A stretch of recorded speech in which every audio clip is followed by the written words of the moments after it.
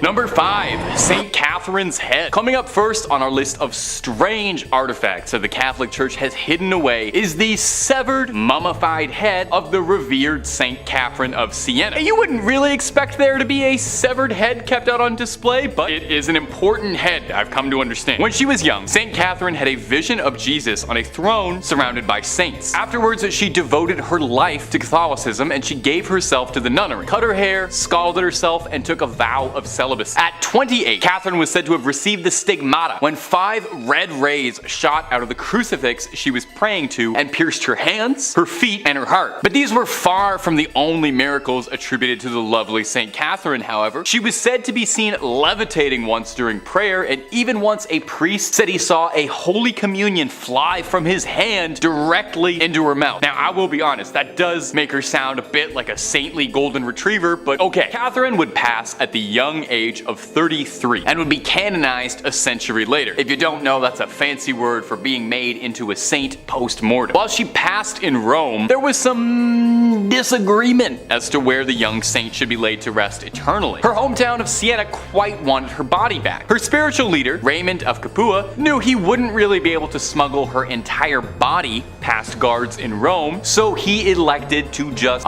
take her head in a bag, which normally would be terrifying behavior, but it's good here. The story goes that when the guards intercepted Raymond, he prayed to Catherine, and when they looked inside his sack, they found naught but a collection of rose petals and not a severed head. Her final miracle. Now, the head was placed in a reliquary. That's a difficult word to say, especially on a teleprompter. The head was placed in a reliquary where it still remains today, and you can go and pray to it, and I promise it's not gonna blink or anything at you, even though it looks like it just might. And if you're looking for way more stories of creepy relics locked away, haunted object, cursed things, cryptids, conspiracies, aliens, the whole scary 9 yards, Top 5 Scary has all of that and then some. So hit that little bell, hit subscribe, and make sure you do not miss a single thing. Do it after this video, okay? We got way more creepy things locked away coming up for you right now. Number 4, the Grand Grimoire. Our next entry has been formally referred to as the Gospel of Satan and is said to be a cursed book whose knowledge had to be sealed away to protect humanity. So this might be the most deadly book ever published after Hop on Pop. The Grand Grimoire, who is said to have been penned by a priest in the 16th century who was possessed by a litany of demons who compelled the man to put their knowledge to paper. Acting as a scribe for these demons, the man wrote everything they knew about dark incantations, spells, instructions on how to cast rituals, ways to bind a demon to you to make it your little minion and do your bidding. Wait, a demon gave instructions on how it wants to be bound to a human to serve humans? Freaky little demon. That's not all too. There's a step-by-step recipe for a little necromancy if you're down to dabble in some dark arts and make some bones dance to your rhythm. The book really covers all the fun stuff you have been told not to do. It's not just brimstone and hellfire neither. There's rituals to help manipulate luck, how to conduct a seance, and I actually think this is adorable. There's even ways to make people love you in there. But dating tip from old Tay, if you need a demon's help to make them like you, it might not be the strongest relationship. So just a heads up. Now, if all of this is sounding super appealing, and I don't blame you, I played a necromancer in Skyrim, I want to make the bones raise, just know that this book is considered high treason. Even so much as cracking the spine is considered equivalent to selling your soul. So, you know,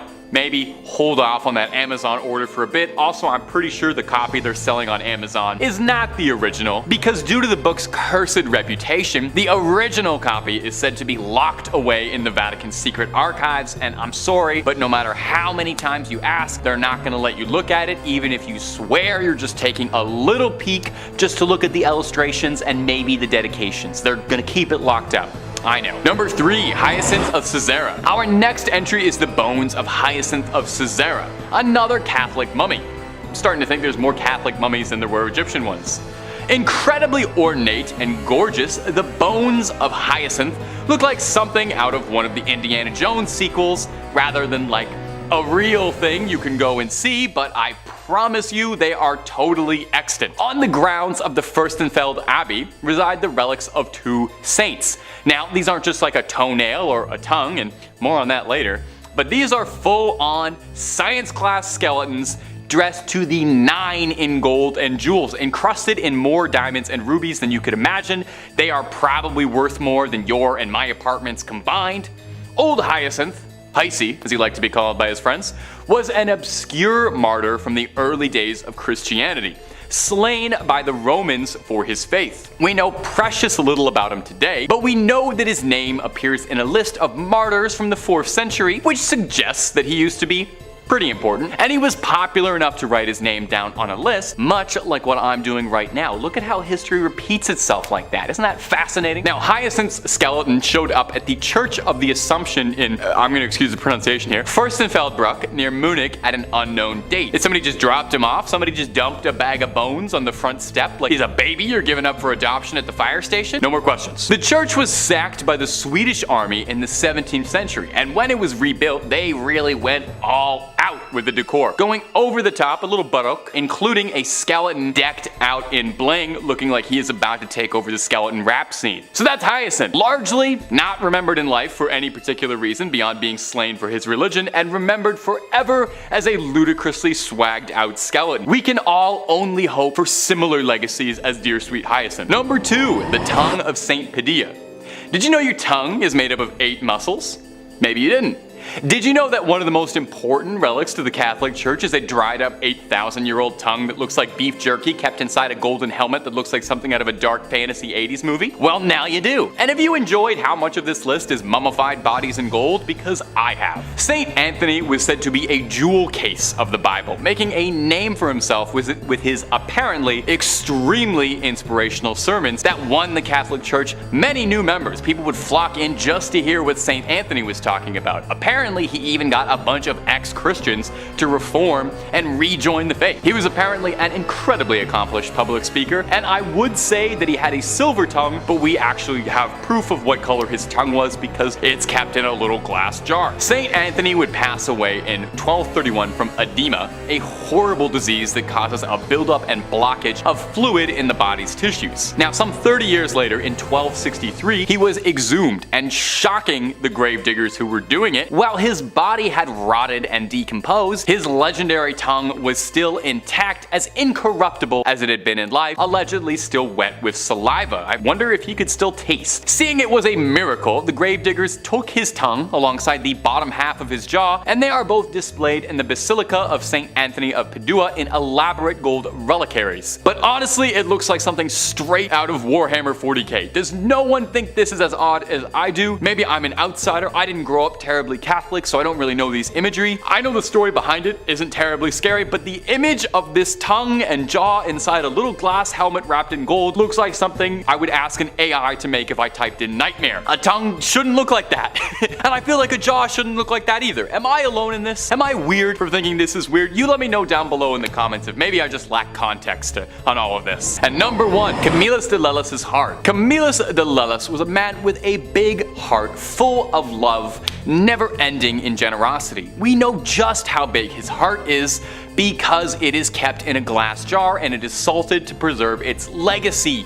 Camillus started out pretty humble, born in 16th century Naples. He would later become a soldier until a brutal gambling problem would end up overtaking his life, leaving him in rags driving a donkey cart, but he knew that a far better life was out there. Eventually, he was urged by a friar to explore the lighter side of his soul, and eventually someone was able to pierce his heart both figuratively and later literally, and persuaded him into seeking divine retribution. Camillus would devote his life to providing for the ailing, but tragically, and perhaps unsurprisingly if you spent all your time around sick people before modern medicine, a lifetime of caring for the sick led to him also becoming gravely ill, soaking up a litany of ailments, including a sore in his leg for 46 years, a rupture for 38 years, 2 callous sores in the sole of a foot, violent nephritic colics, intense kidney pain, and for a long time a loss of appetite. Now, all of these things, working in tandem, would eventually claim Camillus, a man who gave his life to healing the sick. So post-mortem, he was canonized and thought of as the patron saint of the sick.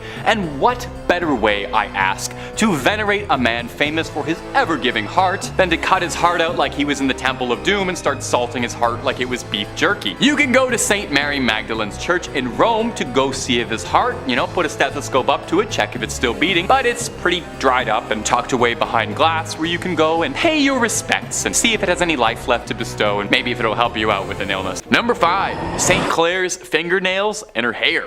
Now, some people say that fingernails and hair continue to grow after the body passes away. This is commonly repeated, but actually not true, because rather it's the skin around the fingernails retracting that gives the illusion that the fingernails are still growing.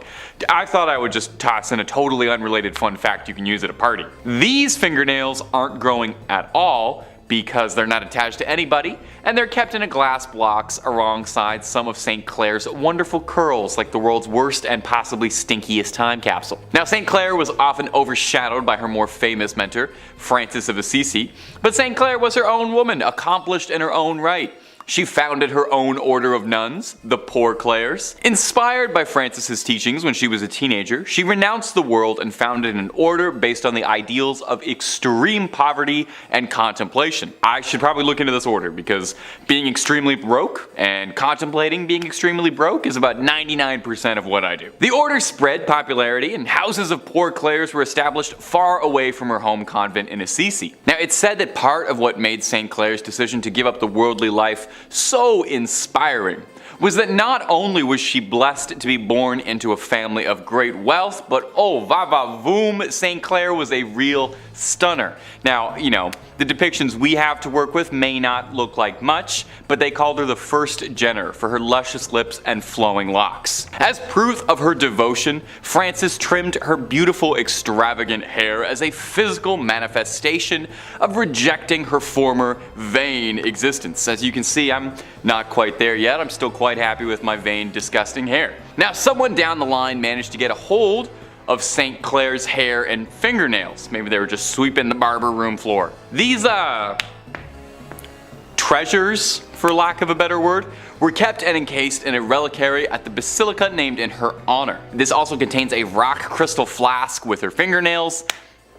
Really not sure why anyone felt they needed to keep that. I'm not sure how holy these are, but hey, I'm not a saint or a bishop or a pope or any of that stuff. I'm just a YouTuber and I'm barely that even. But if you want to hear more of me narrating some of these strange and peculiar parts of the big globe we share, Top 5 Scary is the place to be. We got a little something for everyone. So make sure you click on through, like this video, subscribe, and hit that little bell, and we can keep on bringing you screams every single day, twice a day, and then some. But do that at the end of this video, okay? We got way more weird Catholic relics coming up for you. Number 4, Papal Hearts. You know, they say some people wear their hearts on their sleeves, and some people collect 22 hearts in marble urns inside a beautiful reliquary. We all have our hobbies. We all collect things. Just make sure those hearts are still in their original packaging, otherwise, you know, they're totally worthless. Well, these aren't just regular old hearts. These are the hearts of 22 former popes. Obviously they're former popes if their hearts are, obviously. At the Church of Santi Vincenzo e Anastasio a Trivia.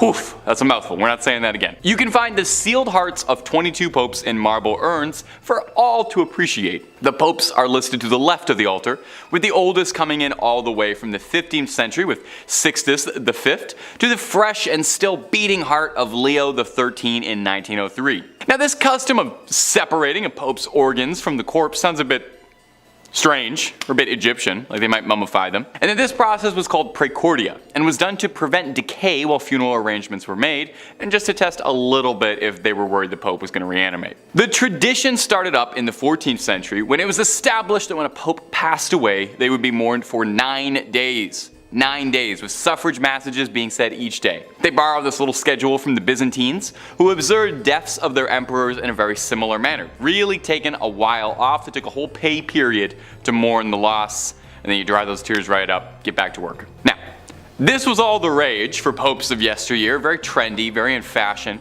But Pope Pius X in 1914 had a change of heart when he expressly forbade it in his burial and will. He said, "Don't do any of that weird stuff to me." Those were his exact words, if you can believe it. Now, since then, his successors have all agreed and have all done the same. But who's to say? I feel this could be coming back in fashion. Pope Francis, how you feeling? You gotta listen to your heart on this one. Number 3, the Holy Souls of Purgatory. Purgatory, in Catholic belief, is kind of like a giant waiting room while the upper management figures out just where exactly they're going to find a good spot that's best for you. Well, that's simplifying it a bit, obviously. The soul is thought to be stranded in purgatory until it atones for its earthly sins, but you can hurry the process up just a little bit if your loved ones back on Earth are praying for you. In the back of the Chiesa del Sacro Cuore del Suffragio del Piccolo Museo del Purgatorio, or Museum of the Holy Souls in Purgatory, holds a collection of relics that have been singed by the hands of the souls of those trapped in purgatory. These burned handprints are believed to be the souls trying to communicate that their loved ones need to pray harder. I don't know about you, but I would definitely start praying real hard if burned handprints started showing up in my books, but I would be praying for an exorcist, more likely. Now, this is kind of interesting, and I didn't even know this. Purgatory isn't even mentioned directly in the Bible, but the concept of purgatory dates back to the 11th century. This notion that trapped souls needed to be freed came from a story told to the Abbot Odilo of Cluny by a monk returning from the Holy Land. He told this story about how this ship had been wrecked, that he'd been cast ashore on a mysterious island, and a hermit who lived on the island related his own story of a chasm from which screams of trapped souls and demonic flames rose and ravaged. He told of how the demons would complain about losing souls when your loved ones would pray for their behalf. So November 2nd was established as All Souls Day. Everybody, all the souls. Where it was believed that prayers by the living could help get all of those trapped dead in purgatory loose. You know, it's kind of like that one episode of The Simpsons where the town comes together to get Bart out of the well. It's a similar enough concept, you know. They sang a song, you pray, souls get out, Bart gets out, pretty much one and the same. This particular collection of burned relics in particular, though, was collected when Victor Jouet, the missionary behind the collection, experienced a fire that burned part of the original suffragio, leaving behind a scorched image of a face that he believed was a trapped soul. Now, again, just me personally, but if I saw a face burned into one of my possessions, I would move entirely, call an exorcist, be putting salt circles around my feet for the rest of my life, but I appreciate what he did too. Number 2, the Santa Maria della Concesione crypts. Whew, my Italian is not as good as it should be. Inside the Santa Maria della Concesione crypts, as many as 4,000 friars lie here. Well, lie is probably the wrong word, as they hang here is probably a more accurate description, as these 4,000 bodies are hanging from the rafters, decorating the space of every inch of the church. Now, it might seem a bit grim or beautiful, depending on your twisted point of view. We're a scary channel, I ain't gonna judge you. There's a certain chic to it.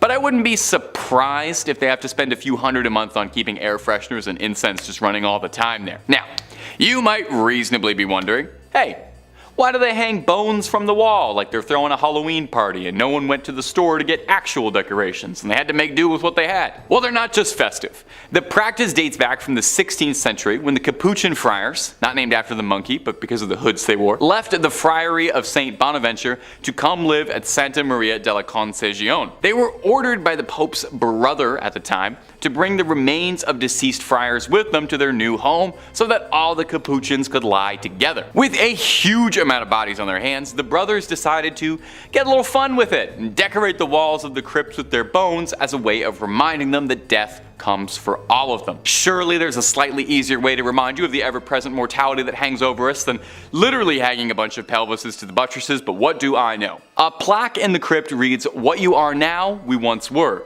What we are now, you shall be," which is grim.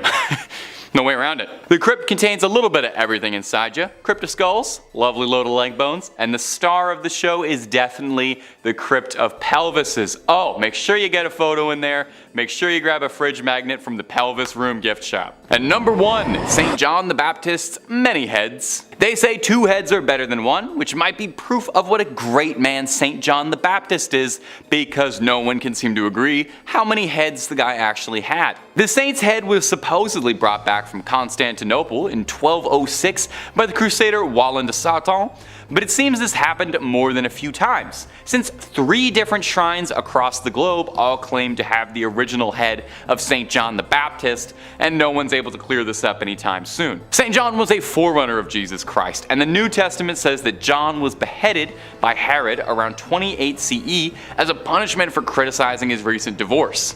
Yeesh. Paintings of the beheading depicted on a silver platter, which is a nice Nice way to get a severed head, I think. I don't know if I ever want a head delivered to me, but if I had to, I would want it on a silver platter. According to the legend, there really was a silver platter his head was delivered on that made its way to Constantinople or Istanbul, but was sold by the Crusaders in order to pay for his travels back. John's head was on display in the Amiens Cathedral up until the French Revolution, where they confiscated all church treasures, and it would eventually return home in 1816, then going all the way back to Rome from Greek monks who brought it to a shrine decorated with beautiful stained glass, one panel depicting the head on a silver platter. You think you wouldn't want to remember that? Well, here's where the trouble comes in. A German museum in Munich also takes great pride in having St. John's head. The Munich Residence Museum contains a bunch of other holy relics, but their most prized is the alleged St. John's head, although no one really knows how it got there. This skull is wrapped in cloth and heavily interred with gems. Now, 2 would be impressive, but St. John's got a crowd worth of heads because he's got 3. His last head can be found in Damascus, Syria in the Umayyad Mosque, one of the oldest and largest mosques in the world. This relic, also not exposed, wrapped in a cloth, and is currently located in a shrine dedicated to the saint. So will the real John the Baptist please stand up?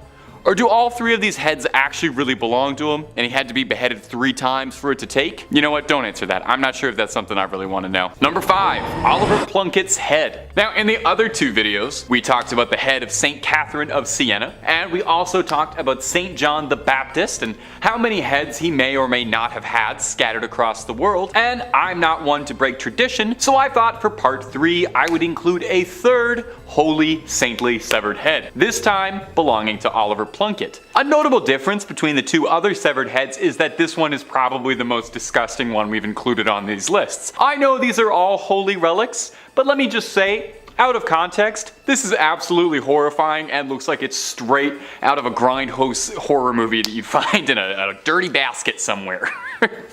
Oliver Plunkett, before becoming a head, was an Irish Catholic archbishop who was a victim of the Popish plot. Now, if you're not up to date on your Catholicism, that's a whole other video worth of explaining. I don't know much about the Popish plot. I'm not the guy to do that for you. But the short version is that it was a conspiracy falsely alleging that there was a plot against the Protestant king Charles II.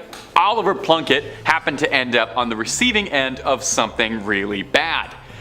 Namely, he was executed, which is pretty bad. But they really went out of their way to destroy Oliver Plunkett, his public image, his body. They called his praising of the Roman Catholic Church high treason, and his punishment was a slow and arduous death. He was hung, drawn, and finally quartered. And just in case there were any odds of him pulling through on a miraculous recovery, as a final effort, they yeeted his head into a fire, where it was rescued by a friend of Plunkett. I'd like to think I would do that for my friends. Well, after being recovered, the head was rescued and stored hidden away in a nunnery, eventually brought to Ireland in 1995, where he's now kept on display in the National Shrine to the Saint. He was canonized for his troubles, and he is the first new Irish saint in about 700 years. It's high time for some new blood, I think. So, you can go, you can pay your respects to him, and maybe offer him some skin cream, because that skin's looking a little dry. And if you're looking for more creepy videos on weird relics or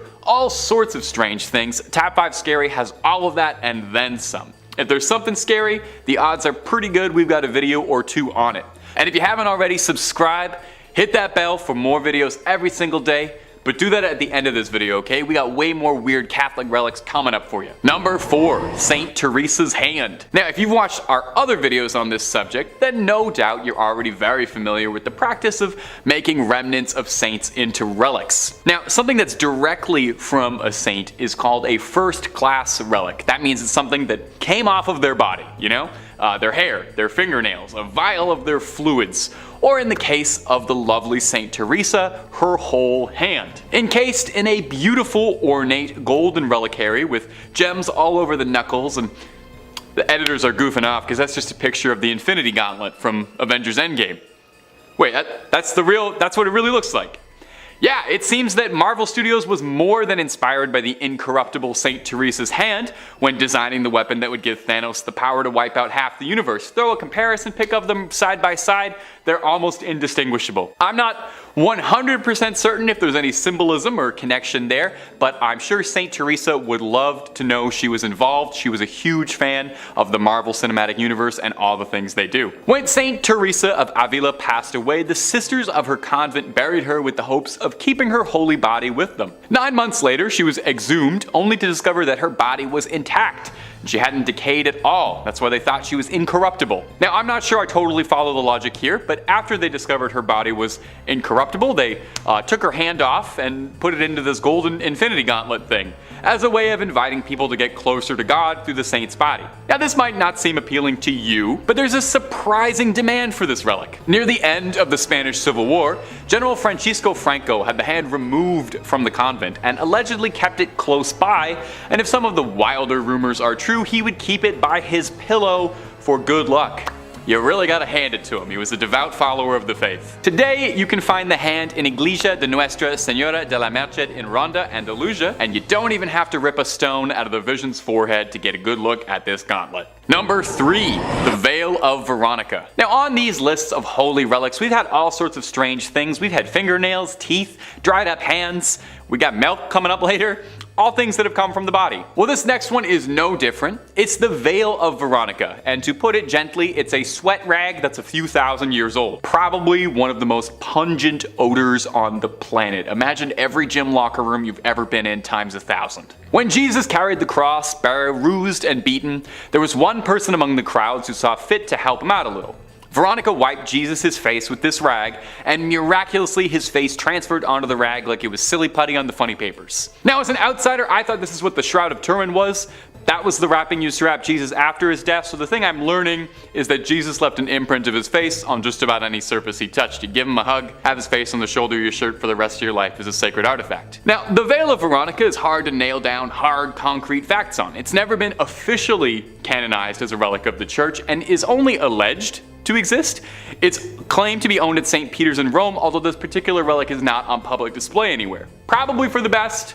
Honestly, don't know if I want to see a 2,000-year-old sweat stain. The ones underneath my shirts are bad enough. Now, it might sound like I'm being disparaging, referring to this relic multiple times as a sweat rag or a sweat stain, but I would like to offer this. The Latin name for the veil is sudarium. Sudarium literally translates to sweat cloth, so even the official churchly terminology for this relic acknowledges that it's just a stinky rag that has some sweat on it, but a holy stinky rag that has some sweat on it. Number 2, Mother Mary's milk. We're gonna do our best to get through this, I promise. Mother's milk might be my favorite Red Hot Chili Peppers album, it's my favorite character on The Boys, and it might just be one of the oddest relics on a series of odd relics that's all the way to part 3. Took a lot of restraint to not put this in the first 2, but we're on part 3, so here it is now. As incredibly odd as it may sound, the Virgin Mary's milk is considered a relic of the Catholic Church. I hope they've been keeping that in the fridge, lest it spoils. Does holy milk spoil? Is everything I've said in this video profoundly heretical? There is a church called the Church of Milk Grotto, built outside Bethlehem. The history goes that the Madonna and child had taken refuge in this cave,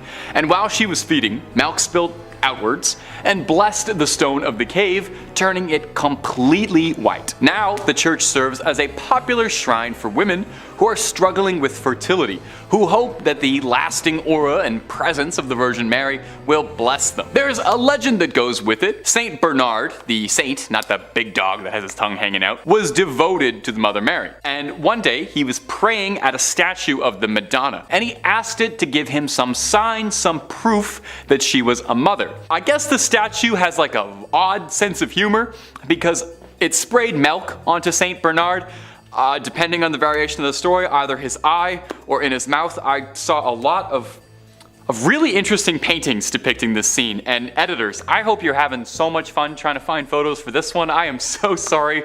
Truly, rest in peace your search history. In the Middle Ages, vials of the milk were sold and transported all over Europe. For what purpose, I could not tell you. These days, the Church of Milk Grotto sells a limestone powder made from the stone walls of the grotto, meant to be dissolved in a drink and consumed. Kind of like Crystal Light, but it's holy milk. Probably heals all that ails, and it's a good source of calcium, perhaps. And number 1, the Holy Prepuce. This is going to be the one that takes the channel down. You have no idea the restraint it's taken me to only be bringing this up now in part 3 of strange relics. This is probably the strangest relic of them all. We'll do our best to discuss this with reverence and also somehow figure out how to stay within content guidelines. Editors, best of luck. When Jesus was born, on his 8th day, a small piece of his skin was removed in a traditional ritual performed on Jewish men when they're born. Okay? Are you sort of following along with what I'm saying here? This particular part of the body that I can't quite mention that was removed at birth was an immensely holy relic to the Catholic Church called the Holy Prepuce. Now, the very bizarre part regarding the history of the Holy Prepuce isn't just that it exists at all, it's how much trouble one bit of skin would cause. You see, the prepuce first pops up in the year 800, when Charlemagne gave it to Pope Leo III on December 25th, making it one of the oddest Christmas gifts ever given in human history. From here, it stayed until 1527. Now, when Rome was sacked, a German soldier stole the prepuce and tried to keep it for himself until it was eventually recovered again and became the centerpiece of the village of Calcutta, where it was seen as the most exciting thing to happen in a while. It was like a celebrity showed up to the village. It was this great, big, important deal. They had a part of the body of the Savior. All manner of miracles are reported to have been the result of the Holy Prepuce. However, several other churches, villages, priests all claimed that they had the true Holy Prepuce, and any other ones you might have heard of out there were false. This problem became rampant, and in the early 1900s, the church wanted to wash their hands of the Holy Prepuce entirely and outright forbade any discussion of it in church matters. It was actually an excommunicable offense to so much as bring up the prepuce, meaning this video is pure heresy. In 1983, the prepuce was stolen from the church in Calcutta. Where is it now? Where did it go?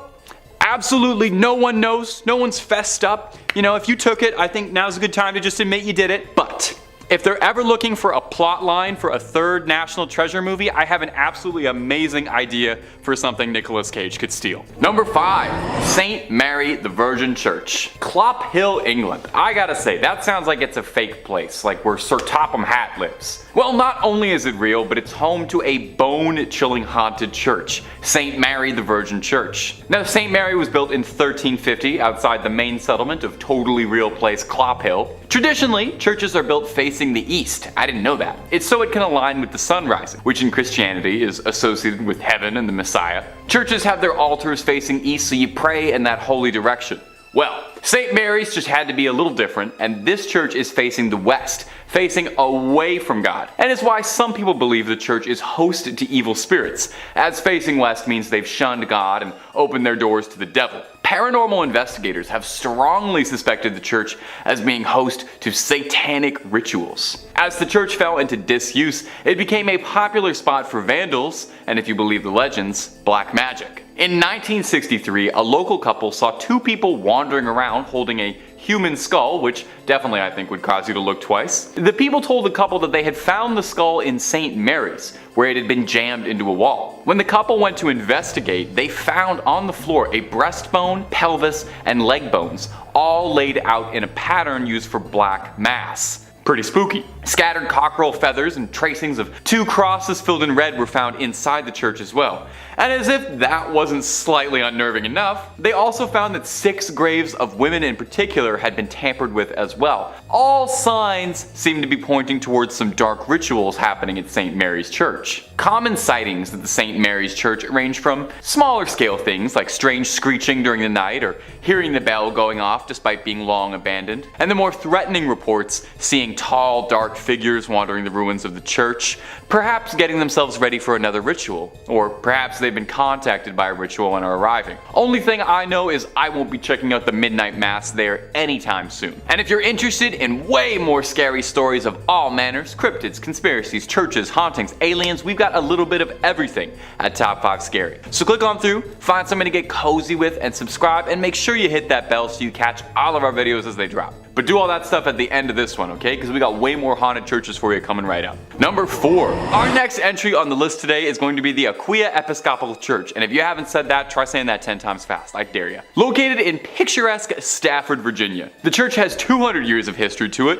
which means it's also got approximately 200 years worth of ghost stories to study. When the church was first built way back when in the 18th century, it was stained by an unfortunate tragedy. You see, the surrounding areas were exhausted by war and the lack of resources food and money, and as such, brigands would take to the dark country roads to attack innocents during the night for whatever they had on them. Well, one young woman was hiding from a gang of highwaymen and marauders and sought out the church as a safe haven. Unfortunately, the bandits eventually caught up with her and she met an untimely end. Now, these men were never caught for their crime, and her body was not found for hundreds of years, left there to rot and decompose. And many believe that because of this, her spirit is tied to the church. And there have been several reports of hauntings ever since the discovery of those accursed bones. Visitors mention hearing footsteps frantically scattered around at night. These footsteps break into a run, but if you go searching, you'll never be able to find anyone attached to them. Voices can be heard in the room where she was attacked, some saying it sounds like a call for help or a painful scream of a struggle. Some go so far as to say they saw a transparent apparition of the woman in the church's windows or on the balcony. One story comes to us from a custodian who worked the graveyard shift there in the 1990s, claiming that he saw a ghostly woman's face floating above the graces, and says that he saw her smiling at him through the balcony windows before she vanished. One last one on this church. In the 1990s, to celebrate the bicentennial anniversary, the church sent out an invitation to a group of Civil War reenactors to fight a mock battle on its ground.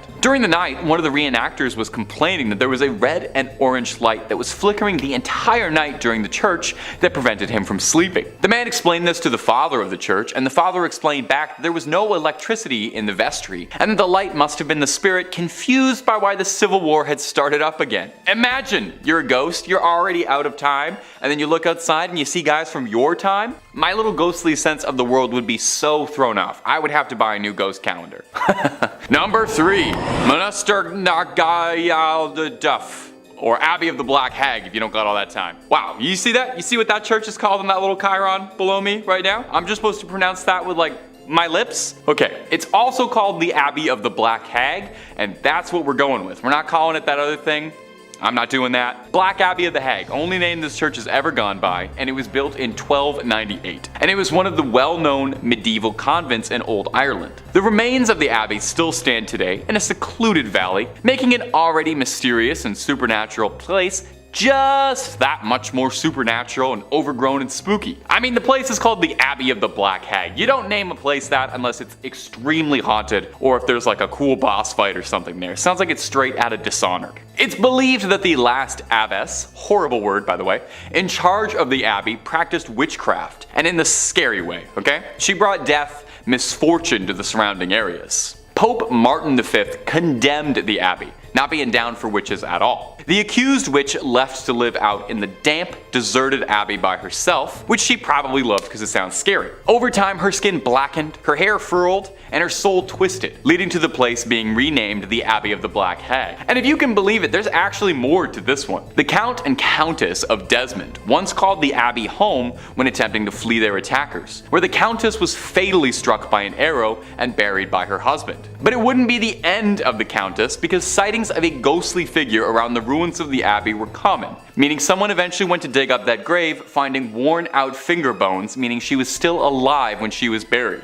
It's said now that a woman's panicked shrieking can be heard in the early hours around the abbey. Number 2. The Borley Rectory. The Borley Rectory is an old London estate that has the unique distinction of being considered the most haunted building in the United Kingdom. No big deal, or anything. Almost immediately after its construction, stories of hauntings started to creep out. One of the first local legends says that in the 12th century, a priest and a nun had a naughty little affair, and when they were discovered, the nun was bricked up and left to rot in the nearby church. Since then, they say that her spirit roams the rectory. In 1900, 4 daughters of the then estate owner all said that they saw a nun wandering around the estate late at night. They tried to talk to her, but got no response back, just a scary ghost stare. The family claimed they'd see this nun around the property, and on one occasion they thought they saw the spectral apparition of a horse-drawn carriage with a headless rider, some real Sleepy Hollow stuff. From there on, there was all these reports of bizarre sounds or strange shadows creeping out the corner of your eye. In 1927, the estate changed hands, as the original family owning the estate had all passed on, and a new family, the Smiths, had moved in. Shortly after, they discovered a human skull in the cupboard in a brown bag. which is not a great housewarming gift, to be honest. They reported poltergeist behavior, unexplained footsteps, lights flicking around them, and the same sightings of headless specters. Now, they only lasted 2 years, not being down for any of the hauntings or skulls in cupboards, any of that business. And the next family, the Foysters, didn't have much better luck. They had objects flying around their home, and on one occasion claimed their daughter was attacked by something truly horrible. They moved out as well. And the last owner of the rectory would be Captain Gregson, who accidentally lit the estate ablaze while unpacking, although insurance claims they think the fire was started intentionally, perhaps in a desperate attempt to cast away whatever evil has been trapped in the Borley rectory for so long, or perhaps he unintentionally unleashed it out into the world. Time will tell. At number 1, Mortimer Abbey. Mortimer Abbey is a monastery in the forest of Lyons, France. A real old church built in 1134 on marshland, near the stagnant water of the drainage lake. The monks dug it out to try and dry the marshy land around the Fulbrock stream, which was called the Dead Pond. In French, Meltmal, which is where the name comes from. You can kind of hear it there. Mortimer, you know. Perhaps it's this history of being built on a dead pond is why Mortimer Abbey was doomed to be haunted. Now, the abbey flourished for centuries, but over time started to become claimed by the passage of time, and it fell into decline and disrepair. In the 17th century, there was an attempt to try and rebuild the abbey and recapture its former old glory, but the decline was already pretty present and had set in by that point, and by the time of the French Revolution, only 5 monks still remained in the abbey. Eventually, the abbey would collapse entirely and go private, and in 1863, the abbey would find itself in the hands of a rich Parisian family, the Delarues. Mr. Delarue moved his wife and his sons into the abbey, but soon discovered they weren't the only tenants. While walking the lawns, the young people of the house saw a light from the library. As if by an invisible hand, these hatches unfastened, their handles turned, and the windows and doors all opened. The paintings on the inside of the abbey turned themselves around and steps thundered out into the halls, and nobody moved out immediately after. I would have started looking for new real estate right then and there. But one night the young Delarue, Charles, had his fiancée over to come see the estate that would become her new home in marriage. She was offered the guest room, but found herself terrified during the night when she couldn't sleep because she was too busy being tormented by mysterious sounds and objects around the room that were hurling themselves around, being possessed by something. Having had, quite frankly, enough, like I think any of us might have, the young suitor announced she would never live in this house, called off the entire marriage, and hurried back to Paris tout de suite, where there were plenty of handsome young men asking her hand in marriage who didn't live in old haunted estates, okay? That's the message to take away from this. Get the love you deserve, and the love you deserve is not in a haunted house. In 5th, we have the Most Holy Trinity Church in New York, built sometime between 1882 and 1885 on land that previously served as a graveyard until 1853. According to local rumors, not all of the bodies residing there were exhumed from the graveyard, and the spirits of those left behind still inhabit the grounds to this day. The church property covers an entire city block, and it is said that there are false closets leading to bricked-up doorways, tunnels, and random sub-basements throughout the church and convent. There are also mysterious passageways on the upper levels of the church, where legend says only priests are able to enter. The church's rectory was built in 1872 by its second pastor, Monsignor Michael May, who later passed in his room on the second floor. Priests who live in the rectory have used that space for mainly a guest room ever since, as no one has ever been willing to live in it on an ongoing basis. Guests have experienced lights being switched off and on, hearing strange noises, and the sound of a person walking back and forth while trying to sleep. Phantom footsteps have also been heard on the staircases in the building, and dogs who were once kept as pets in the rectory would stare in a trance-like state down the basement stairs, as well as into the dining room when the building got cold. In 1897, a parish bell ringer named George Stell's life was taken in the vestibule of the church. Though there was a suspect in the case, a former parishioner who would later be executed for an unrelated ending of life, no one was ever convicted of the crime. The red fluids of Mr. Stell's, as well as the red handprint of the killer, is believed to still be on the wall in a stairway leading to the bell tower. George's ghost still roams the church and is believed to be the reason why the bells will ring suddenly, vowing not to leave until his death has been solved. Moving on to our fourth place position, we have the Occurrences Church of Stafford, Virginia. While the congregation was established in 1711, the physical parish wasn't built until 1751. It was a gorgeous brick building built on a peaceful hilltop with a 2-story crucifix floor plan, which otherwise known as a cruciform, which was considered a rather unusual style for colonial churches. Occurrences was built to replace 2 earlier sites of the Overwharton parish, which were constructed around 1680. The inside of the church burned down in 1754 and was not rebuilt until 1757. It was then shut down from the Revolutionary War until the Civil War due to lack of funding, before reopening as a stable, campsite, and hospital for Union forces. It was during this closure that a young blonde woman was traveling the dark country roads, rural Stafford County, when a group of highwaymen accosted her. This time period was full of exasperated uncertainty from the war, and with it a severe lack of resources, food, and money. Men would wait hidden on the side of roads to steal the valuables from people walking or riding by their hiding spots. She ran from the men to the sanctuary of the church, but was only able to hide for a little while before they broke inside and ended her life. Her body was hidden in the tower, and the men were never caught. It wasn't until after the Revolutionary War ended in 1775 and the church was ready to reopen for services that what was left of her was discovered, a skeleton with golden blonde hair that was as intact as if she had been freshly slain. The red fluid that spilled on the floor from her death was impossible to remove. Despite using every trick known to man, the stains remained in the tower for well over 100 years, until during a modern renovation when the redness was covered up by concrete. With the facility still being in use today, members of the church have mentioned hearing footsteps walking around at all hours of the day and will break into a frantic run around the church at night, but no one is there. Noises can be heard in the empty tower, with some saying it sounds like a struggle, others describing a groan, whistle, or even a call for help.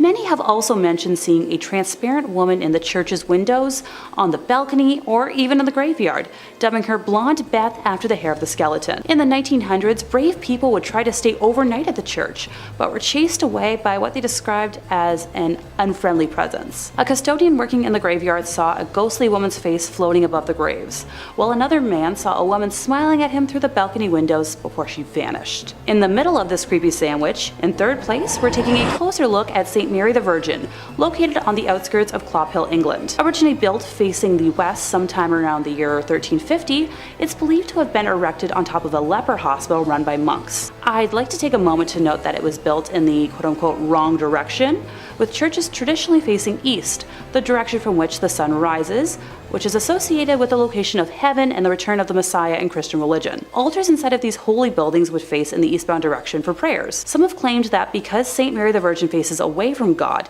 it thus opens its doors to hell, and ergo responsible for the tale I'm about to tell. The building was abandoned in 1848 when the rector at the time made the decision to have a new church built, instead of expanding the previous one, which was much needed due to the rapidly growing congregation. Old St. Mary's, as was dubbed by the locals, was then primarily used as a mortuary chapel, holding bodies before they were buried in the adjacent cemetery. By the 1950s, St. Mary's had become so run down that it could no longer fulfill that use, with just the outdoor walls and tower remaining. In March 1963, the tomb of an 18th century apothecary's wife was broken into, and the bones were arranged ritualistically in the middle of the church. And once again on Midsummer's Eve of 1969, multiple women's graves were broken into, with bones being removed and rearranged once more. While the specific individuals involved in these acts were never identified, the arrangements found resembled those used in black mass rituals performed by satanic groups at the time. After the first incident in 1963, a rare decision was made to rehollow, or in more simple terms, re-bless the altar that was left in the building, in a failed attempt to protect the building from evil. Later that year, Reverend Harold Colthurst reported stumbling upon a group of men in the building that were in the midst of a mysterious ritual, being quoted as saying that the men were trying to communicate with evil spirits, chanting some sort of mumbo-jumbo. They were definitely in league with the devil. Modern-day visitors to the now landmark have reported seeing a plethora of ghostly figures during the day and nighttime, faint lights moving about before vanishing mysteriously, along with reports of a chilly and oppressive atmosphere even during warm days. In second place, we're visiting l'Abbaye de Mortemer, or Mortimer Abbey. It was originally built in 1134 on land gifted by King Henry I. The stagnant water of the drainage lake, which was dug out by the monks to dry up the marshy land, was called Mortemer, or the Dead Pond, giving the monastery its name. totally not ominous or anything. The monks constructed what was then one of the largest monasteries in the world on said land. The legend says that after the passing of his only son, King Henry wanted to reform his daughter Matilda and had her locked in a room in the abbey for 5 years. The anger and hate she felt from being sent away and isolated stained and seeped into the walls of the monastery, cursing it for eternity. After her eventual release, she went on to live until 1167, when it said her spirit returned to Mortimer Abbey to haunt the area as the White Lady. She is said to appear on nights close to a full moon, moaning as she drifts through the now ruins of the monastery. Those that have seen her report that she alternates between wearing black and white gloves. If she appears to you with white gloves on, you're destined for good luck. But if she appears with black, you'll be expected to pass within a year. Alas, Matilda is not the only spirit one must worry about if visiting the abbey. When the monastery was at its peak in the 1500s, a frail and suffering woman was brought to the monks with an illness it was believed that only they could aid. It was revealed that she was possessed by the spirit of a wolf and cursed to become a werewolf for several nights. The monks chained her to a room and conducted multiple exorcisms in an attempt to eradicate the spirit. The monks were able to exorcise the evil wolf spirit or demonic force out of the woman, but it then attached itself to the grounds and walls of the monastery. Several hundred years later, in 1884, a man named Roger Saboureau was hunting in the woods nearby when he was attacked by a large werewolf. He shot it multiple times, killing the creature, but when he returned home at dawn, he found the body of his wife bearing wounds matching those he had given the wolf. People say the spirit of Roger's wife and his own heartbroken spirit still wander the area when the moon is full. The abbey was exorcised by the church in 1921, but still remains haunted to this day. And coming in first place, we have the Abbey of the Black Hag, locally known as Monasterngalagduff. Please don't curse me for my pronunciation. St. Catherine's Abbey, or simply as Old Abbey. It's located roughly 2 miles east of the village of Shanagolden, in the townland of Old Abbey. Gee, can you tell where it got its name? One of the earliest recorded nunneries in Ireland, with its first official record being around 1298, it was built on land donated by John Fitzthomas, and has the typical layout for abbeys of its time, with a dining hall, cells, isolated meditation areas, and other rooms still able to be identified amongst the ruins today. During the 15th century, there was a major battle for supremacy in the area between the Earl Fitzgerald and the prestigious Butler family, of which the Earldom of Ormond belonged. It got to such an extent that the local bishop was known to pray for peace between the families at masses. During one of the nightly attacks, Earl Fitzgerald attempted to get his wife to safety, but as he was pulling her onto his horse, an arrow pierced her thigh, shattering the bone and spraying red bodily fluids. As he rode on, the Countess appeared to have succumbed to her injury, leading the Earl to seek sanctuary at St. Catherine's. The heartbroken man was certain his wife had passed, so he swiftly buried her beneath the altar and continued elsewhere to find safety. As the night went on, the nuns and residents began to hear hair-raising screams and made the decision to rebury the Countess in hopes of bringing her peace. When they dug up the body, they discovered her fingers were broken and her nails had been torn off. The poor woman had been buried alive, with a very slow and torturous end of her life. To this day, it is believed that the Countess has been unable to find peace and continues to scream in anguish, waiting for her husband to save her from a fate truly worse than death. Moving slightly ahead in time, we come to the Black Nun herself. Described as one in the order that wasn't content with being humble, helping others over herself, and the servitude to God, she instead craved power. The hag had her own cell, where she worshipped Satan and performed black magic, becoming a slave to the occult. This was the highest form of blasphemy in the church, and the other nuns in the order fled the abbey, while the hag remained in her now house of darkness. To complete her rituals, the Black Nun would venture into the local community and perform depraved, lewd acts and offer sacrifices, with bones of young community members later discovered on the grounds. In modern times, visitors have reported seeing the dark, shadowy figure of a nun wandering, the feeling of being constantly watched, and a disembodied hand reaching towards them. It has been reported that flashlights cannot function in the nun's cell, and modern batteries drain too quickly to have any sort of rational explanation. Number 5 on this list is St. Mary's Catholic Church. This is a Catholic church in Nashville, Tennessee that is apparently deeply haunted. World on Fire says there are 3 ghosts rumored to haunt this church and its grounds. One story holds that a priest died during construction of the church. Another story claims that during the Civil War, a Catholic priest serving as a chaplain for the Confederate Army was shot and killed in the church. There's another rumor that the ghost is the spirit of Bishop Richard Pius Miles, the first bishop of Diocese of Nashville, who died in 1860. He was buried in the church basement and supposedly still haunts his old stomping grounds. According to one story from 1937, a pounding at his bedroom door woke up a priest in the rectory, but he could find no one there. After he fell asleep, he was woken up again, this time by a pounding on the headboard of his bed. There was no one in his room, so the awakening was attributed to supernatural causes by superstitious locals. I can't say that I personally would substitute a ghost pounding on my headboard's wake-up call for a regular alarm clock, but hey, whatever gets you out of bed in the morning, right? Nowadays, the three ghosts that wander around here are sort of just part of the church and accepted among those who pray and worship here. Apparently these ghosts are relatively calm and won't cause too much trouble other than the occasional midnight stomping, that is. There was, however, one story where the chaplain for the Confederate Army ghost attacked someone.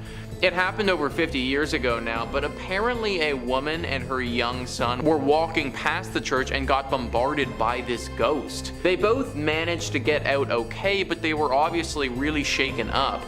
Now, nobody knows why this ghost did this or what the story was, but we think that this woman and her son were descendants of someone who had dealings with him in real life. Potentially their grandfather killed this man or something along those lines. It's all a bit hazy, but the good thing is that's the only group of people his ghost has ever chosen to attack before. Other than that, these ghosts are just relatively annoying, but they shouldn't cause you too much problems if you go here. Number 4 on this list is the widow. There was a widow who lived in the 20th century who was a very devout Catholic. For some reason, this woman, who we're gonna call Ruth, had a very strong connection to the spirits that were in purgatory. Her story goes like this. The first soul Ruth encountered was her departed husband. He had often been impatient during his bout with cancer and had reproached God. One evening, Ruth heard a voice. That happened almost every evening over a long time when she came in from the stable. Then she suddenly recognizes the voice of her husband, but she isn't quite sure yet. Then she kneels down and just prays the rosary. She recommends her husband in particular. Yes, she thinks, he was often rather impatient. Is that perhaps the reason he must still do penance? A few evenings later, she sees a nebulous apparition right in the middle of the room. She takes holy water and prays, "O Lord, give him eternal rest." It makes her very upset, and then she sees her husband. He speaks quietly. "Don't be afraid, Ruth, it's me. I may come here to ask your help. Pray 3 chaplets each day." And then he was gone. So every day she prays 3 chaplets. Each time she adds, "Good God, forgive my husband his impatience when he suffered." After some weeks, her husband stands again in the middle of the room. He looks well. He's friendly and beautiful. She recalls how he was a young man. He says nothing. He only looks at her so grateful and full of love. Then she asks him, "How are you, Jacob?" He answers clearly and quietly, "I'm fine. I may come soon. I thank you, Ruth. I thank you so much." And after this, he never appeared again. So that's a pretty famous story, and Ruth went on to interact with many ghosts like this in purgatory through her life. In fact, some people started to speculate that she may even be a ghost herself as well. Number 3 on this list is the Most Holy Trinity Church. Here we have another Catholic church that's meant for worship, but has been riddled by a haunting. World on Fire says there are a few possible origins of the hauntings that supposedly plague this old parish. One claims that the current church building, built from 1882 to 1885, stands over an old cemetery where some bodies are still buried. Supposedly the ghosts of the folk under the church haunt the building and mysteriously turn lights on and off, open and close doors, and walk back and forth. Or it could just be living people doing those things, since those activities, believe it or not, are not limited to ghosts. The living can also open doors and turn on lights. At least they could last time I checked. Or maybe I'm a ghost and I don't even know it. Anyways, another source of the ghost legend is that one of the first pastors of the church, Monsignor Michael May, passed away in his bedroom and continues to haunt the church grounds. Apparently, visitors hear mysterious steps at all hours of the night, and dogs have been known to stare as if in a trance at the stairs and dining room of the rectory. In all honesty, dogs staring at things, definitely not indisputable ghostly evidence. I mean, I've seen dogs do some weird stuff before, so I don't think that we can prove anything beyond a reasonable doubt based on their activities. However, it is very important to note nonetheless, whenever a big storm is coming, watch what your animals do. I bet that they'll go and hide or act differently right before a massive thunderstorm or a tornado or something. Us humans, we don't even notice it, we don't sense it at all, but they definitely will. This sort of weird sense, it also translates to ghosts as well, so maybe the dog really is seeing something from the afterlife at this church. Number 2 on this list is Annalise Michel. This is a very sad story where there may not ever have been any ghosts involved, but they sure thought that there was. Wikipedia says, when Michelle was 16, she experienced a seizure and was diagnosed with psychosis caused by temporal lobe epilepsy. Shortly thereafter, she was diagnosed with depression and was treated by a psychiatric hospital. By the time she was 20, she had become intolerant of various religious objects and began to hear voices. Her condition worsened despite medication, and she became suicidal, also displaying other symptoms for which she took medication as well. After the taking of psychiatric medications for 5 years failed to improve her symptoms, Michelle and her family became convinced that she was possessed by a demon. As a result, her family appealed to the Catholic Church for an exorcism. While rejected at first, true priests got permission from the local bishop in 1975. The priests began conducting exorcism sessions, and the parents stopped consulting doctors. Annalise Michel stopped eating food and died of malnourishment and dehydration after 67 exorcism sessions. Michelle's parents and the 2 Roman Catholic priests were found guilty of negligent homicide and were sentenced to 6 months in jail as well as a fine. This might not be the most terrifying of all of the ghost stories on here, considering the only real ghost involved was the fear that everybody had to begin with. Poor Annalise would have went through absolute agony in her final days when there probably wasn't any paranormal activity to even begin with. And finally, number 1 on this list is St. Rita's Church. Several decades ago, there was one heck of a ghostly interaction that went down at this church. World on Fire says, on All Souls Day in the early 1960s, St. Rita's Parish had a ghostly visitation. More than a dozen parishioners had gathered there to pray when sometime in the early evening the organ began to play by itself. Suddenly, 6 robed monks appeared, 3 wearing black and 3 wearing white. The parishioners attempted to flee, but they found the doors of the church were locked. The phantom monks moved towards the parishioners while the organ continued its dirge. Finally, the vision faded as a disembodied voice whispered, "Pray for us." So next time you see a ghost, it probably just wants to ask you a favor and hopefully not kill you. All they were asking for was a little prayer, which I think everyone would have been more than happy to indulge with at that time. Of course, having a bunch of ghost monks show up out of nowhere, lock all of the doors, and keep you in there, that's pretty terrifying. Everyone is still very wary around St. Rita's Church in case these monks ever do come back. Number 5 on this list is Hallstatt Karner. Hallstatt Karner is one weird church, man, let me tell you. I'm all about unique and cool decorations, but human body parts? Kind of where I draw the line, guys. Discovery.com says, many bone churches and ossuaries are decorated with femurs and pelvises, but at Hallstatt Karner, the skulls themselves are decorated. More than 600 of the skulls on display in this Benhaus, also known as Bone House in English, bear their former owners' names, professions, and the date of their death. Many are also adorned with decorative garlands and flowers. But perhaps what makes this bone church stand out the most is the fact that the most recent remains to be interred here belong to a woman who passed away in 1983 after having requested the Benhaus as her final resting place. What's more, she might not be the last because the church is still open to receiving similar requests. So yeah, the dark secret here is that there is literal bones still being added. 1983 is really not that long ago when you think about it, and like the article suggests, that's probably not the last person to have been thrown into this array of skeletons. I guess it isn't, but it feels like this should be illegal or something. At the very least, it's just super weird.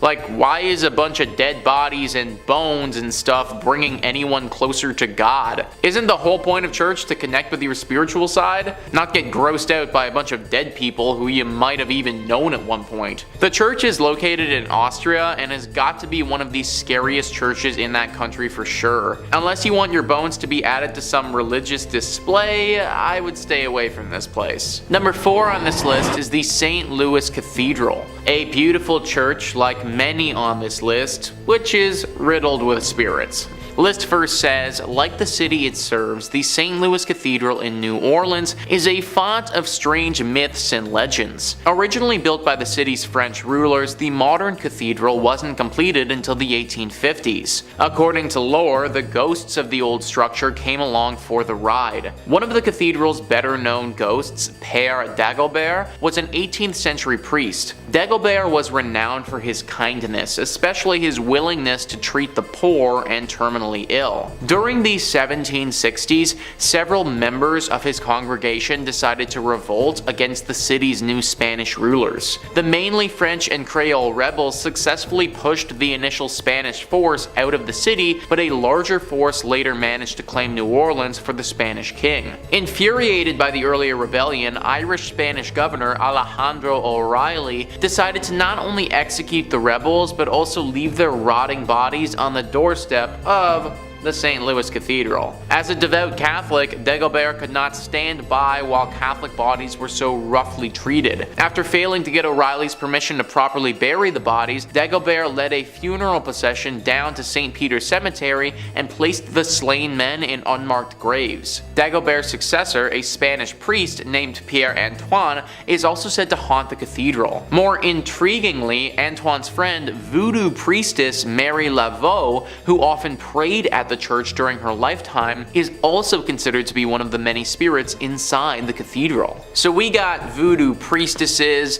unmarked haunted graves, multiple spirits of bodies that were buried improperly. This church is just one big mess. Many people think that there are also a bunch of other secrets that this place has that we don't know about. Like this was a spot for a secret society hundreds of years ago who performed some very questionable rituals, and that's why this place is as haunted as it is. Whatever really happened here, we know it was dark and we know that it left its mark. Number 3 on this list is Egg Hill Church. This church was home to one of the worst tragedies a church has ever been host to. I've never been a real churchgoer myself, but from my understanding, love, life, spirituality, all of this is supposed to be in the air when you go, and the whole reason for doing so. Death and hate and violence, that's all supposed to be left at the door. Pennsylvania's Egg Hill Church didn't quite do that. Instead, they invited death into the church on one particular Halloween night. Many years ago, the whole community gathered into the church on Halloween.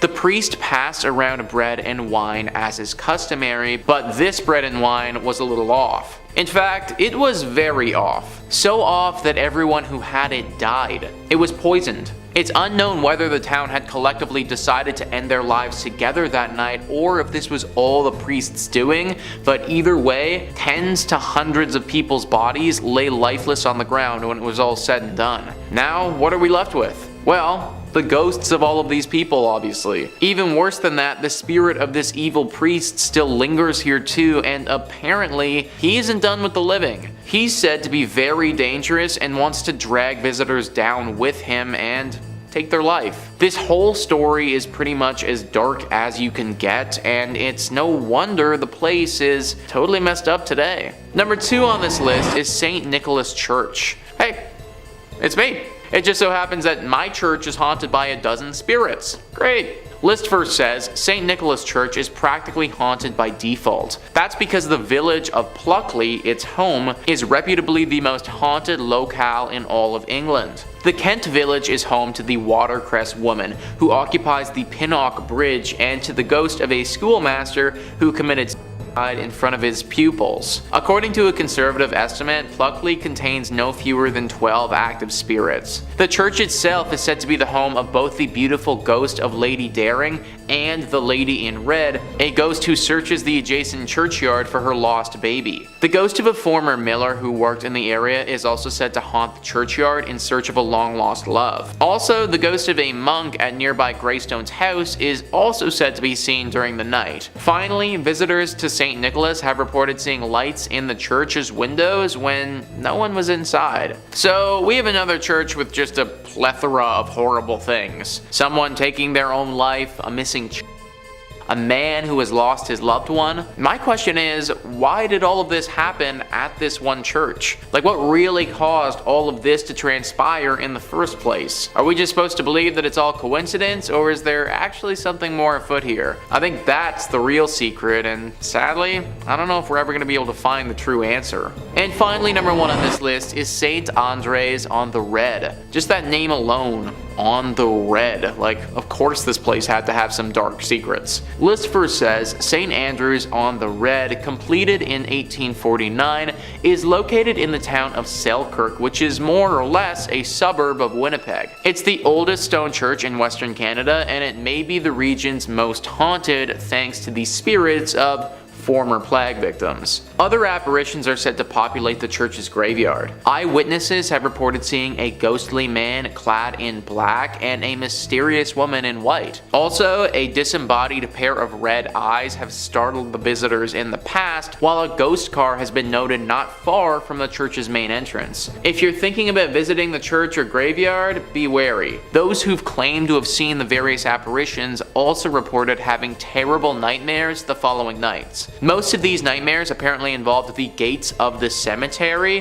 which rattle even though no hands are seen shaking them. Some people can't shake these nightmares either. The occasional individual will have these persist for months or even years. I'm sure that the architecture and natural beauty is nice and all, but I'm not trying to risk nightmares for a year to see it. I do wonder what happened to those gates though. Is it some weird thing with the wind that's causing it, or is it what people suggest, some type of ghostly intervention? I tend to think some sort of spirit has to be involved, considering the thing with the nightmares happens as well, but you gotta wonder who. Sometimes I really do think that being a paranormal investigator would be awesome, because you could get to the bottom of these things, but then again, that's a pretty unforgiving profession. Number 5 on this list is the Templo Mayor ruins. So a church is typically defined as a place for Christian worship, but let's loosen up that definition just a little bit and start thinking about it as a building or landmark where people would have worshipped higher beings. If we start thinking about it like that, then the Templo Mayor ruins can certainly qualify. Mexico has a lot of haunted spots, but this is at the top of their list for sure. Gaurav Gupta writes, this archaeological site in Mexico has a blood-soaked past. It is a haunted Aztec civilization site that has made its presence felt throughout the time. Around 4,000 people were brutally killed to please Aztec gods. The priests would cut out the beating hearts from the victims' chests and then throw their lifeless bodies on the stairs of the Aztec temple. Aztec's last emperor, Cuauhtémoc, made his last stand invading Spanish armies before he was tortured and killed. This Aztec is now a museum, and tourists report strange sensational feelings and sightings of shadow figures. 4,000 people were likely sacrificed here. That is a truly absurd amount of sacrifices. Then throw on the fact that a great battle took place here, and you end up with so much death. Needless to say, the spirits of those that passed have never really left. Glowing orbs are always spotted at this place, especially in the evening. There have been reports of these glowing orbs touching the people and transporting them to the world of the dead. They go into a hypnotic state and can't move, sort of like what happens to people in the latest season of Stranger Things, if any of you have watched that. They have a very hard time explaining what has happened to them after the fact, but they know that it was the dead. This is accompanied by a giant beam of light that flashes into the sky. There is evil here, there just has to be. All of the death that had transpired over over the years has left a horrible stain on this place,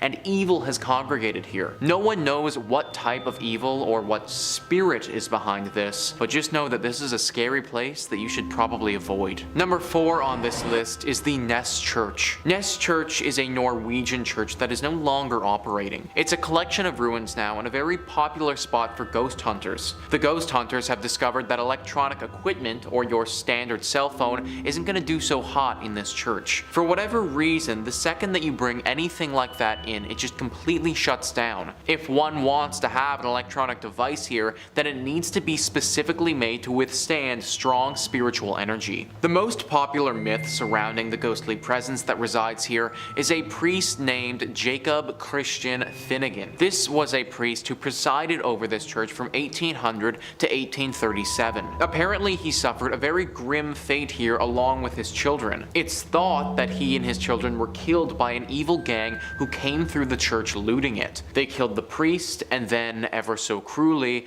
bricked his children up and left them to die. This is only one variation of the tale though, because one legend actually says that the priest did this to his kids himself. Regardless of which one is historically accurate, they're both pretty bad. The screams of these children are frequently accompanied by the sighting of this priest. It's said that he will stalk those who come here and follow them around, giving them a horribly uneasy feeling. It's very likely that if you go by yourself, this ghostly priest will attack you and could do some serious damage. Maybe he wasn't evil when he was alive, but he certainly is now. Number 3 on this list is Greyfriars Kirk and Churchyard. As the name Greyfriars might hint, this church is located in Scotland. History Hit says, with the kirk tracing its origin to 1598 and the graveyard dating back even further to the 1560s, Greyfriars Kirk and Kirkyard in Edinburgh is said to be one of the most haunted religious sites in the world. Known for body snatching and violent ghosts, the famously fearsome site has even been referred to by Scottish poet Robert Louis Stevenson. The site's most famous ghost is the Mackenzie poltergeist. George Mackenzie, who was known during his lifetime as a ruthless persecutor of Scottish Covenanters, a Presbyterian movement in the 17th century. His spirit was reportedly released in 1999 when a homeless man looking for somewhere to sleep broke into his final resting place,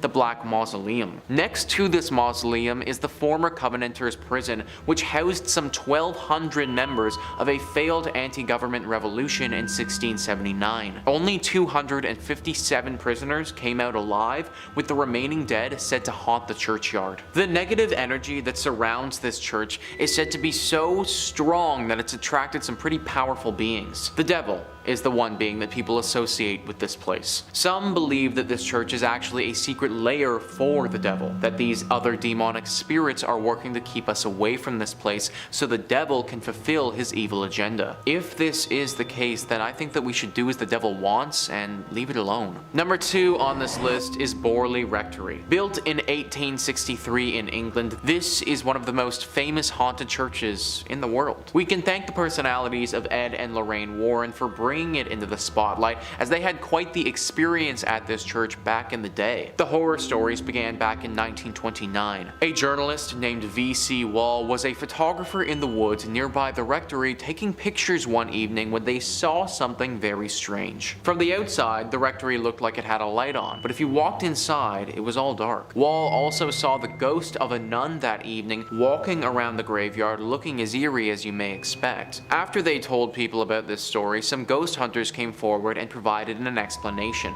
Back in the 1300s, there was a monastery here. At this monastery, a monk had a relationship with a nun. This was found out and resulted in deadly punishment for both people. The nun got it particularly bad though, because she was bricked up alive in the convent walls and left there to die. The 1929 story was the big one that kicked everything off, but after this happened, other stories started emerging. Stories about this land before the rectory was even built. Apparently this area of land was always haunted and dealing with ghostly presences. Strange rapping sounds, bells ringing, objects moving and flying around without anyone touching them are all very common sights sights at the Borley Rectory. The ghost of this nun is also a regular character here, making herself known to newcomers quite often. You may even see the ghost coach. A headless phantom coach driver is said to be around the area and will approach people every now and again and take them away. Why anyone would ever get into a coach driven by a headless ghost is beyond me, but apparently it happens. Everything about this rectory and land is evil, and it needs to be avoided. And finally, number 1 on this list is Nidaros Cathedral. This is not only Norway's most important cathedral, but also one of the most haunted as well. I mean, in all honesty, it literally looks like Dracula's castle if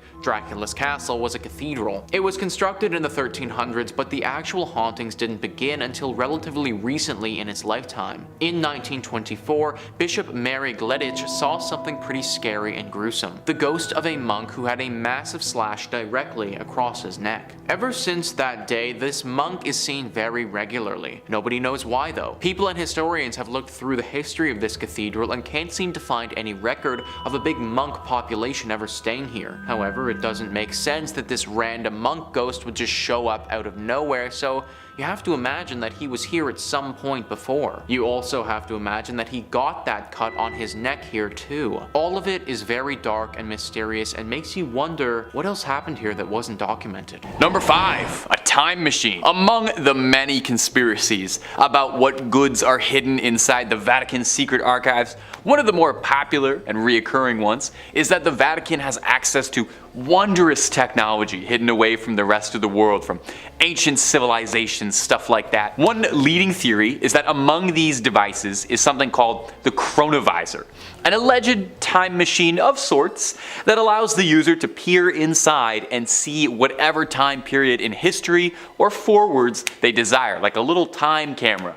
Doctor Who would love it. One Italian monk, one Pellegrino Ernetti, claimed that he developed the chronovisor at some point during the 1950s with a team of 12 esteemed scientists who all wished to remain anonymous in the process. I would put my name on that if I invented time travel, personally. I'd want people to know. The chronovisor is described as consisting of antennas and an unknown metal that's really good at looking through time, a little knob for tuning to a particular time and place, and a screen and recording device. Ernetti described that he and his team used this machine to view speeches by Mussolini and Napoleon, scenes from ancient Rome, and the crucifixion of Jesus Christ, which they allegedly tried to take a photo of. Now obviously no one's seen the chronovisor. If such a device was to exist, it would naturally be pretty secretive. An Italian magazine in the 1970s claims that they found that image of Christ's crucifixion, the photo that was taken through time, only to discover that it was actually just a postcard. So this one's a bit up in the air. Let me know if you think this is real, but also, you know what? Let me know what time period you would want to take a picture of, if you could see that up close. And if you're looking for way more scary content, my friends, you already know Top 5 Scary is the place to be. We've got everything scary under the sun. Cryptids, conspiracies, true crime, fake crime, aliens, UFOs, just about anything freaky you can think of. So click on through, subscribe, stay scared, and don't miss a single thing. But keep watching this video too, okay? We worked hard on it. Number 4, the 3 secrets of Fatima. Over 100 years ago, 3 young people in Portugal from the town of Fatima claimed that they were visited by the Virgin Mary herself in a vision, and the Madonna shared with them wondrous prophecies and visions onto them. These visions, allegedly, were the Second World War, the rise and fall of communism, and the death of a pope. And these were referred to as the 3 secrets of Fatima. Very cool prophecy stuff. Now, story goes that the Madonna would visit these 3 shepherds every 6 months on the 13th day of each month on the dot. She was very punctual. Influenza would end up claiming the lives of 2 of these prophets, leaving only one to share messages with the world, and then only briefly too. Conspiracies and conspiracists state that the things the Virgin Mary told the shepherds weren't quite reported on accurately, and in truth, the church knows the real secrets that were bestowed upon the Fatimans, and that these were way too dangerous to be let out and had to be suppressed and controlled for fear of civil unrest, possibly pertaining to things that could damage the church's good reputation or change the nature of society as a whole. Maybe the answer as to whether or not that dress was white and black or gold and blue the whole time. An alternate conspiracy is that there were more secrets that the church knows about but refuses to share. Maybe 4 secrets of Fatima. That makes sense. They're called the secrets of Fatima, not the tell everybody's of Fatima. You want my theory? My conspiracy? Virgin Mary told those shepherds of Fatima the recipe for KFC and Coke, and the Vatican realized quickly that information is just too sensitive. That's got to stay under wraps. Number 3, proof of aliens. Well, we already talked a little bit about some of the incredible technology that could be inside this archive. And it's thought that the Vatican has all sorts of incredible information hidden away in its vaults that humanity, we're just not ready to know about. We're not grown up enough. One of the other leading ones is that theorists speculate that inside those secret archives is indisputable hard evidence of extraterrestrial life, that they're harboring alien skulls and remnants of amazing technology, I guess on borrow from Area 51's collection it's traveling. So the story goes that in the late 1960s, during renovations of the Vatican's archives, excavators uncovered alien skulls beneath the Vatican archives, and somewhere the predator is so upset that he lost those. Is it possible that they worried that if proof of extraterrestrial life got out into the wild, it would discredit beliefs out there? It wouldn't be the first time. Galileo was famously locked up for his wild beliefs about the celestial bodies that would turn out to be fairly true. So would aliens be any different? Really a different story? A Russian engineer named Genrikh Marovitch Ludwig was an esteemed scholar who in the 1920s was invited to the secret archives to study. A very prestigious position offered to less than 1,000 scholars a year. According to him, while there, he uncovered documentations that discussed the influence of aliens on civilizations like the Egyptians, the Mayans, the Mesopotamians. Ludwig found records of use of atomic weaponry predating the Manhattan Project, suggesting that this hyper-advanced technology had been in use for years, and humanity's leaps and progress were all reverse engineered from our visitors. Maybe the pyramids really were aliens. Would certainly be something if that ever came out. I hope in our lifetime, I hope we get to see some aliens, and I hope we get to see an alien elected pope someday. Personally. Number 2, proof Jesus never existed.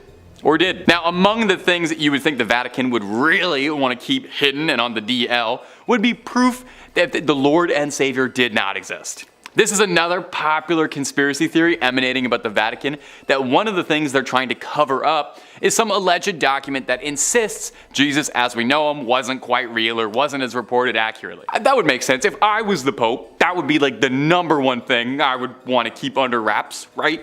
That would probably destroy the church overnight if that ever came out. Now, on the inverse of this theory is a similar theory, totally different direction though, stating that the Vatican's secret archives contains indisputable proof that Jesus did exist, including correspondences between St. Paul and Emperor Nero, history's favorite bad boy, contemporary paintings and depictions of the man, which would be pretty groundbreaking. You'd wonder though, if they have that, why would they keep that secret? I would leak that one. Now, if you believe this conspiracy and you can carry on with it, it does get a little wild. One author, Michael Bagnet, claims that the correspondences inside the archives, they prove Jesus did exist, but here's a crazy twist.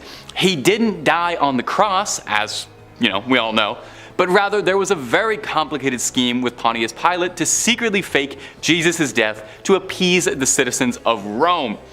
Sounds a little bit more like the plotline to a Dan Brown novel. It's a little fantastical, and if true, would probably be the greatest conspiracy theory in human history, and maybe humanity's most tightly guarded secrets if there's any weight to it. So definitely, if they knew that, they would probably keep that under wraps, keep that in a drawer, locked up tight, not let anybody see that. Number 1, the Illuminati. Maybe this is one of the most widespread conspiratorial beliefs, maybe one of the oldest conspiracy theories out there, really, is that the Illuminati, the centuries-old secret society that once started in Bavaria, would eventually grow into an organization capable of challenging the church and overtaking it.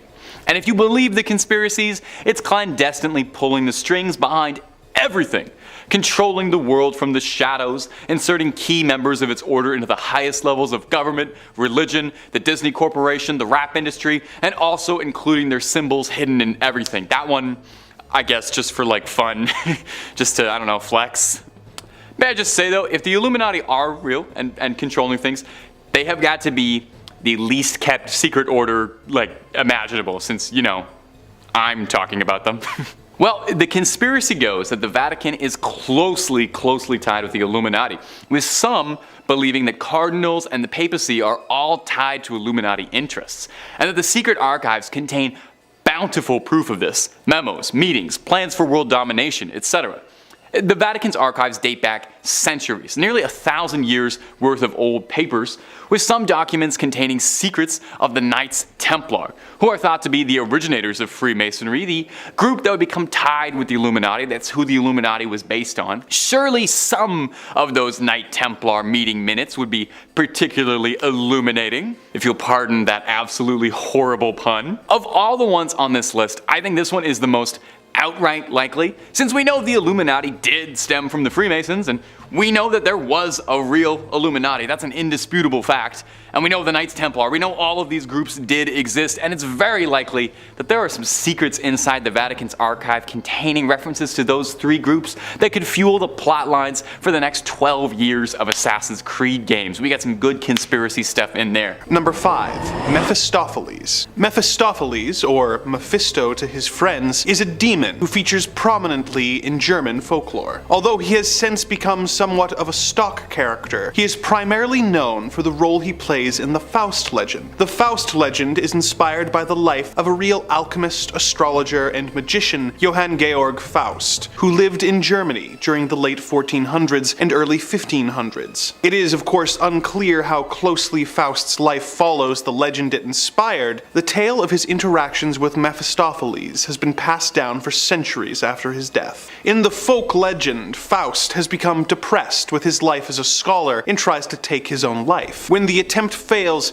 he calls on the devil, hoping to acquire magical powers that will allow him to indulge in all the earthly pleasures he can imagine. The devil then sends his representative, Mephisto, to make a deal with Faust. Faust and the demon broker a deal that will make Mephistopheles serve Faust with his powers for a set number of years. When that time is up, Mephisto will claim his soul and take Faust to hell, where he will be punished and forced to serve Satan for all of eternity. Faust uses Mephistopheles for a variety of purposes over the years, most famously to help him seduce a beautiful young maiden named Gretchen, with whom he has a child. When the child is born, Gretchen realizes the baby's unholy nature and throws it into the water, causing her to be arrested and executed for murder. Faust is corrupted and realizes his sins are unforgivable and is carried away to hell by Mephistopheles. True or not, the Faust legend has become deeply ingrained in culture, and I'm sure the Vatican worries that their flock will not realize the message of the tale and will try to make deals of their own with Satan's representative, Mephistopheles. Number 4. Incubus. One of the more taboo evil spirits on this list is the incubus, the male equivalent to a succubus. While a succubus is known for seducing and sleeping with men in order to impregnate themselves with ghostly children, the incubus comes into a woman's bed while she is asleep and impregnates her. She will then carry the baby to term, giving birth to deformed witches, wizards, or demons. Not all of these offspring become evil, however, with the first legend of a wizard being fathered by an incubus actually being the legendary wizard who served King Arthur during the days of Camelot. In the late 1400s, demonology text Malleus Maleficarum by the German Catholic clergyman Heinrich Kramer, the author talks about incubi and states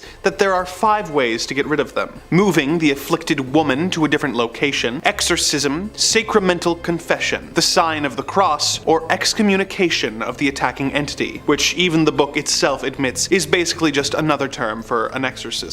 If we are to believe Kramer's account, then incubi seem to be relatively easy demons to get rid of, for a demon, being subject to all of the usual tricks of the exorcist trade, and being able to be shaken by simply moving. But according to the works of the Franciscan friar Ludovico Maria Sinistari, they are much more difficult to deal with than the typical demon, with him saying that an incubus does not obey exorcists, has no dread of exorcism, shows no reverence for holy things, at the approach of which they are not in the least bit overawed. If this description is true, then this would be one of the types of demons the Vatican would most dread going up against, as none of their usual tools or techniques seem to have any effect on this seducer from hell. Number 3. Master Leonard. I never thought someone named Leonard could be frightening, and yet here we are. Leonard is one of the spirits or demons featured in the 1818 demonology text, the Dictionnaire Infernal by Jacques Collin, which describes various demons as well as their hierarchies. Leonard is described as a 3-horned goat with the face of a man who uses his horns to initiate initiate his followers and grant them satanic powers. His job title is Grand Master of the Nocturnal Orgies of Demons, which is undeniably impressive. He is known for having banquets thrown in his honor by his followers, where they all consume the flesh of a stillborn goat, which is then eaten without salt and boiled with reptiles in order to depurify the sinless meat. He also has a habit of transforming into a handsome young soldier and luring young women into the wilderness, where he will impregnate them, with all the resulting children being stillborn as an offering to sin. Male followers of Leonard are granted the ability to transform into monstrous animals, or even the incubi, which we already detailed. What makes Leonard so frightening for the Vatican isn't just his ability to corrupt people, but the idea that his actions directly lead to more demonic creatures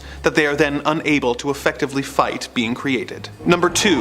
Abaddon. The term Abaddon is a Hebrew word meaning destruction or doom. The term is used in the Masoretic text of the Hebrew Bible throughout both the Old and New Testament to describe moments of doom or destruction, such as in Job 26 verse 6. The Sheol, meaning grave, is naked before him, and Abaddon has no covering. But it is not just a catch-all term for doom and destruction in the Bible. It is also a figure in the book of Revelations chapter 9. Then the fifth angel sounded his trumpet, and I saw a star that had fallen from heaven to earth, and it was given the key to the pit of the abyss. The star opened the pit of the abyss, and smoke rose out of it like the smoke of a great furnace, and the sun and the air were darkened by the smoke from the pit. And out of the smoke locusts descended on the earth, and they were given power like that of the scorpions of the earth. They were told not to harm the grass of the earth or any plant or tree, but only those who did not have the seal of God on their foreheads. The locusts were not given power to kill them, but only to torment them for 5 months. And their torment was like the stinging of a scorpion. In those days, men will seek death and will not find it. They will long to die, but death will escape them. And the locusts looked like horses prepared for battle, with something like crowns of gold on their heads, and faces like the faces of men. They had hair like that of women, and teeth like those of lions. They also had thoraxes like breastplates of iron, and the sound of their wings was like the roar of many horses and chariots rushing into battle. They had tails with stingers like scorpions, which they had the power to injure people for 5 months. They were ruled by a king, the Angel of the Abyss. His name in Hebrew is Abaddon. The identity of Abaddon is up for interpretation, but many believe that he is the Antichrist, and others, Satan himself. Perhaps more optimistically, some consider him to be a representative of God, being a resurrected Jesus. Most interpretations are pretty dire in their assessment. If Abaddon is really Satan or the Antichrist, then it makes sense the Vatican would be nervous about him and his army of locusts. Number 1. Beelzebub. Beelzebub was a deity worshipped by the Philistines, whose name is literally translated as the Lord of the Flies. He was worshipped in Ekron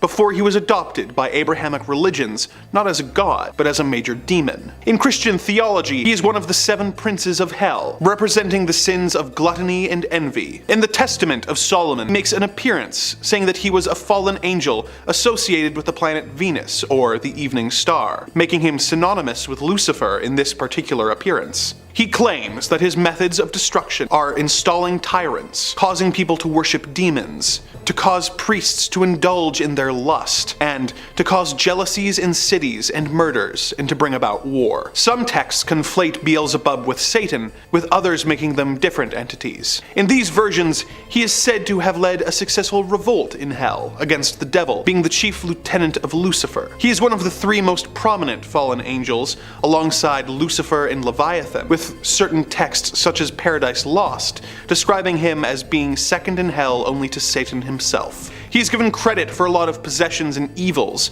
with his name being cited often during the Salem witch trials of 1692 and 1693. His ranking in the hierarchy of hell, in addition to the understandable anger he would have at being displaced as a deity only to become a demon, would make me nervous if I were a member of the Vatican concerned with going up against demonic forces.